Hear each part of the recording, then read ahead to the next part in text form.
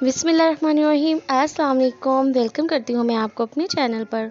उम्मीद है आप लोग खैरियत से होंगे। अल्लाह ताला आपको अपने हिफ्ज़ व ईमान में रखे। आपने बहुत तरह की भिंडी खाई होगी, लेकिन आज जो रेसिपी लेके आई हूँ बहुत ही ज़्यादा डिफरेंट, क्रीमी और बहुत ही ज़्यादा टेस्टी है। तो अगर आप एक ही तरह की भिंडी खाकर बोर हो चुके हैं तो इस रेसिपी को ज़रूर ट्राई कीजिएगा। घर के मसालों से तैयार हो जाएगी। टमाटर का यूज़ भी हम नहीं करेंगे। बजट फ्रेंडली है, तो प्लीज़ चैनल को ज़रूर सब्सक्राइब कर दें। ये आपकी तरफ से हमारे लिए इनाम होता है। तो चलें बनाना स्टार्ट करते हैं। पतीली में ऑयल ऐड करेंगे हाफ कप। अगर घी है तो घी भी आप ऐड कर सकते हैं।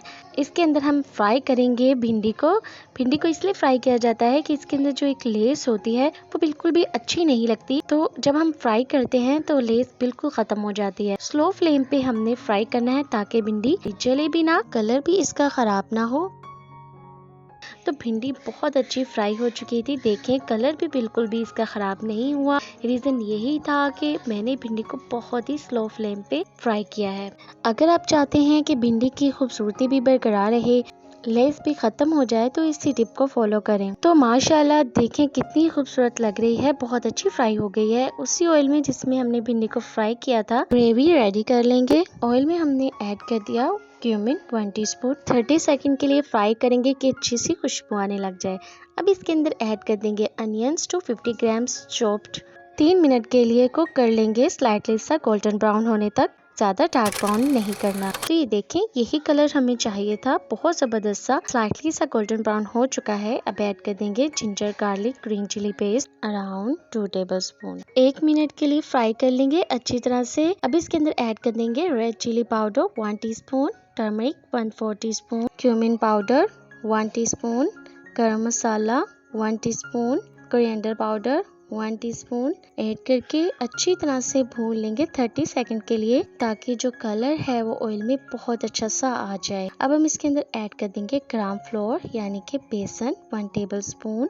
बहुत अच्छे से बेसन की भुनाई करनी है, फ्लेम को लो ही रखना है ताकि बेसन जले ना। तो जब ये बबल्स बनने लग जाएं और ऑयल सेपरेट हो जाए, इट्स मीन के बेसन भी भुन चुका है। अब ऐड कर देंगे योगर्ट। योगर्ट के अंदर मैंने ऐड किया हुआ था साल्ट और बहुत अच्छे से फेंट लिया था। फ्लेम को स्लो ही रखेंगे ताकि दही की फुटकियाँ ना बने। बहुत अच्छे से मिक्स कर लेंगे क्रीमी टेक्सचर बनने तक। तो ये बहुत ज़बरदस्त सा क्रीमी सा टेक्सचर बन चुका है। तो ये देखें ऑयल भी सेपरेट हो चुका है, बहुत ज़बरदस्त सा। अब इसके अंदर ऐड कर देंगे 1 कप वाटर। बॉयल आने तक कुक कर लेंगे, अराउंड 5 मिनट लगेंगे। तो ये देखिए बहुत ज़बरदस्त सा बॉयल हो चुका है, ऑयल भी हल्का हल्का ऊपर आ चुका है। अब इसके अंदर ऐड कर देंगे भिंडियाँ। भिंडी ऐड करके 5 मिनट के लिए मीडियम फ्लेम पर हमने कुक कर लेना है, ताकि भिंडी बहुत अच्छी सी टेंडर हो जाए और जो मसालों का अरोमा है, टेस्ट है, वो भिंडी के अंदर आ जाए। ब्लैक पेपर ऐड कर देंगे ½ टीस्पून और कवर करके 5 मिनट के लिए पका लेंगे। 5 मिनट्स हो गए हैं। ये देखें कितनी ज़बरदस्त सी भिंडियाँ रेडी हो गई हैं।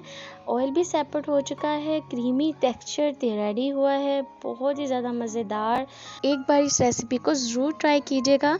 अगर आपको रेसिपीज़ पसंद आती हैं तो प्लीज़ लाइक किया करें, चैनल को ज़रूर सब्सक्राइब किया करें। चैनल को सब्सक्राइब करने से मेरी हौसला अफजाई होगी, आपकी तरफ से इनाम होगा। नेक्स्ट इंशाल्लाह एक और अच्छी और अमेजिंग रेसिपी के साथ आऊँगी। तब तक के लिए आप अपना ख्याल रखें, अपनी फैमिली, अपने बच्चों का ख्याल रखें। मिलते हैं नेक्स्ट वीडियो में, तब तक के लिए अल्लाह हाफिज़।